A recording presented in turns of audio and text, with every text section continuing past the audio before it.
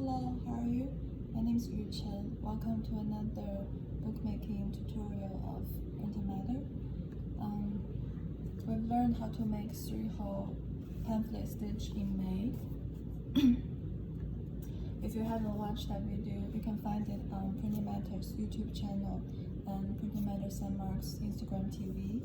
It's really easy and basic with 3 holes.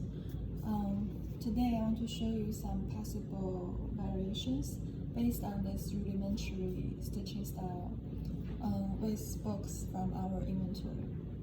And I've divided my examples into 3 categories with very fuzzy and ambiguous borders in between, you will see. But the 3 categories are paper size variation, text block variation, and stitching variations. We'll start with paper size. Because 3-hole pamphlet only covers a section of the spine, unlike most other stitching will run through the whole spine, it's very common for artists to be creative on the paper size when using 3-hole pamphlet stitching. For example, this one, the cover is smaller than the text block, thereby part of the text block is visually integrated into the cover. It's also part of the cover. And you can see the 3 holes is actually not centered vertically, it's slightly lower than centered.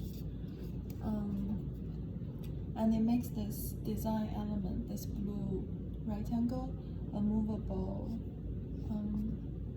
interactive layer to it.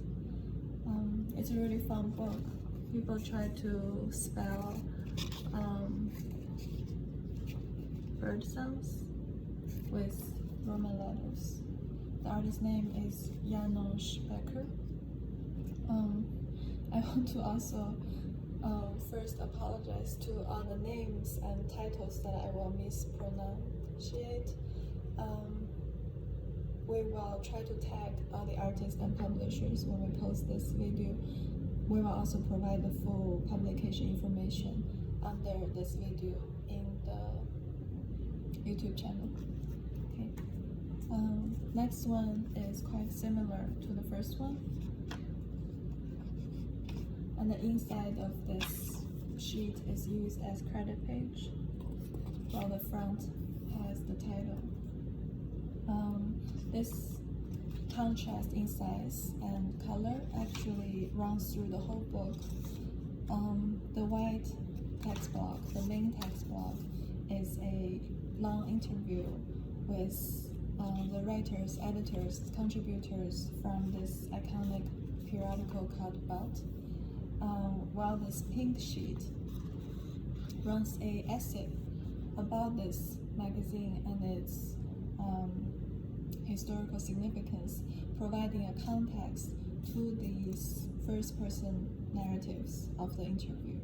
So you can think of it as 2 voices speaking about the same thing from different perspectives, or 2 instruments that's being played at the same time but in different frequencies and volumes.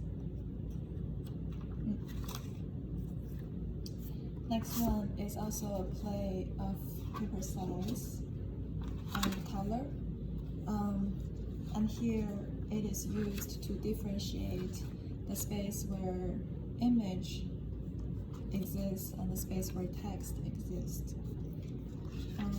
You can imagine if this text is printed directly on top of this image, how harsh and how permanent that would feel. And instead, if we have it on a movable sheet of paper, the independence of this dreamlike imagery get to be preserved. It can be combined with text or not. There are just 2 ways for them to be viewed.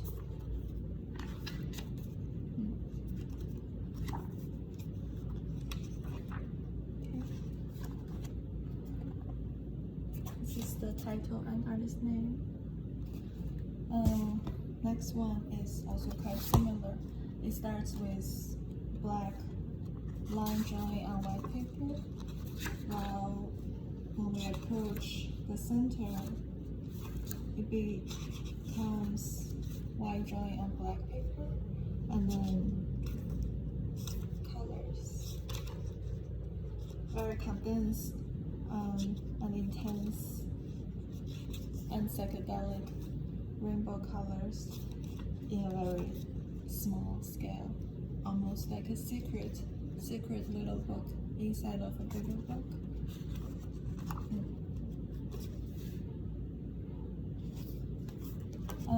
Next one is a photo book. It's very common for photo books to have surrounds. This. You can surround to the left or surround to the right, and if you're at the center, you can also surround to the top, or to the bottom. However, what's unusual about this book is usually when you have a surround, you use it to showcase a much longer image, like a sudden widening of the screen. However, this picture could have totally be placed right here, but I think by having it off-center to this side and have this side folded in, there's a moment of concealing and revealing. Again, the interactive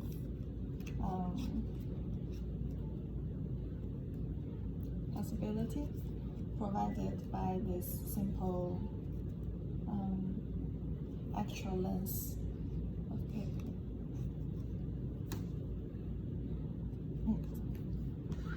Next one is an older title published in 1977. It's a really elegant drawing book. So it begins like this.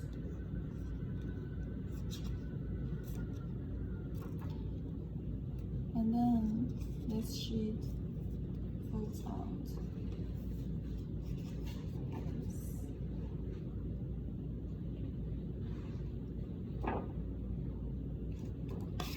We can see it's structured more clearly from the side. It's actually so simple.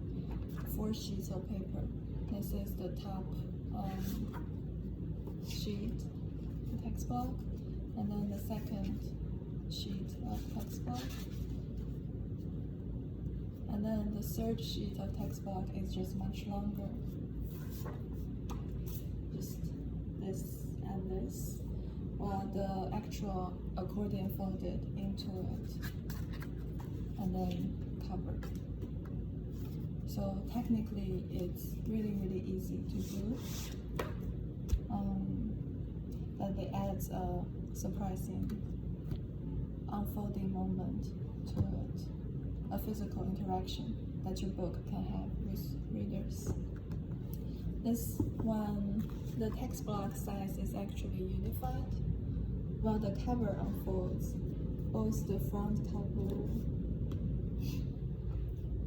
and the back cover unfolds out to make space for this watery,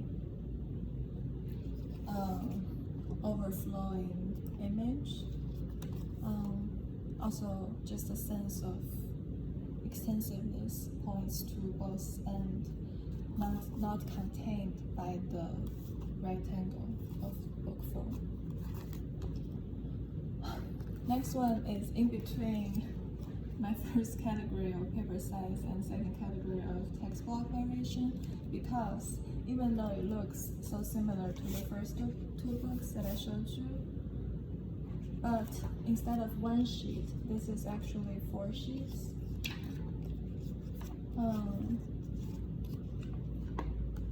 It's almost, for me, a text block, a book of its own. So you can say that this text block is functioning as a cover.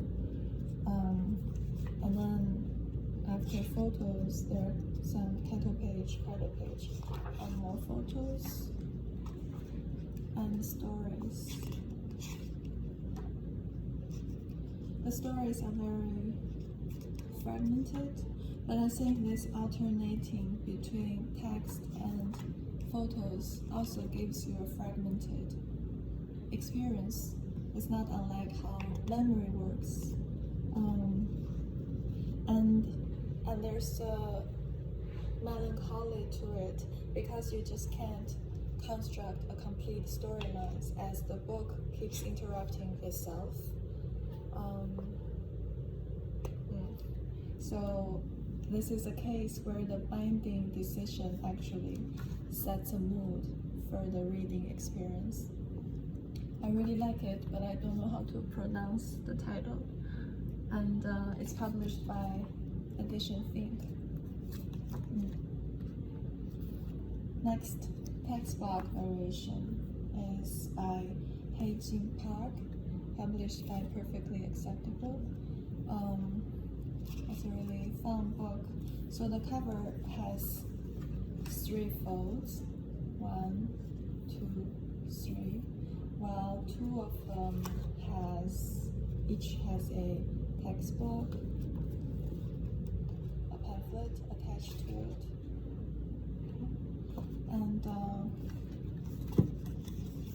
and there's a symmetric relationship between them in their narrative, in their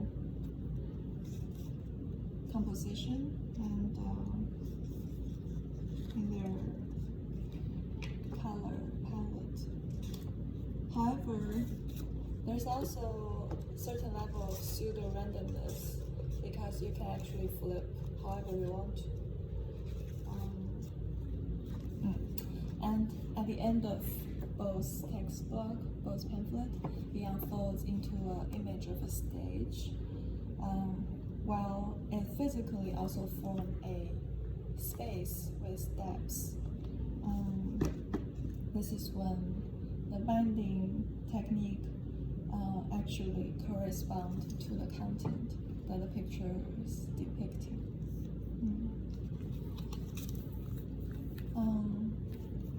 Last one is quite similar. It's called Invisible Images. So it's a cover of 2 folds.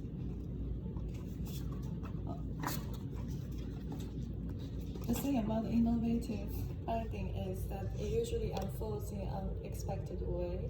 So it's really easy for people to mess them up when they open it for the first time, or not the first time. So you need a table surface for this. Okay. So this cover has 2 folds, and both of them have a 3-hole pamphlet stitched to it. This is one, and this is the other one. While the center space has an accordion glued to it with text and 2 pamphlet of pictures. So because of the way they are hosted in the same cover, they literally overlap here, and there are many possibilities of combinations of photos from 2 different small books. I think the biggest benefit of innovative binding is that in these cases the artist gives out certain authority of how the book should be viewed. The artist no longer dictate the composition, the pairing, the sequence, and thereby the logic, the narrative of the book. There's more tolerance of uncertainty. It welcomes uncertainty. Okay. Stitching variations. So this book is much longer and bigger, while the paper being heavier, photo paper. I think that may be the reason why instead of 1 3-hole stitch, there are 2 3-hole stitch to hold this weight. So of course you can also do 7 holes pamphlet stitching or 5 holes pamphlet stitching, but you can also do 3 holes twice. And of course you can imagine This text box being two shorter text box, that also works. It's like a vertical version of this, if you can imagine.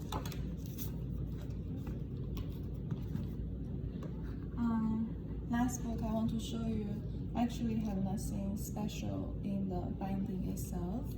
It's just a black, thin black thread 3-hole pamphlet, and yet it still gives me a new experience because thread, this very delicate, thin black thread, is already so prominent in these artworks that's being represented in the pictures. So when you go to the center and encounter this extra thread, it's like a 4D film. The object of media is also present in the physical space that you live.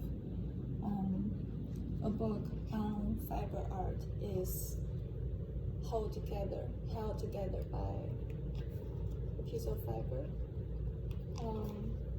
I think this very simple and subtle decision is very elegant. So that's all the examples I want to show you. I think none of them is really difficult or demanding technically, but if they are combined thoughtfully with the content, it really gives you more layers and depths, both physically and metaphorically, to the book projects. So I hope they are inspiring to your future project. Thank you for spending this time with me. I will see you again, maybe. Bye bye, take care.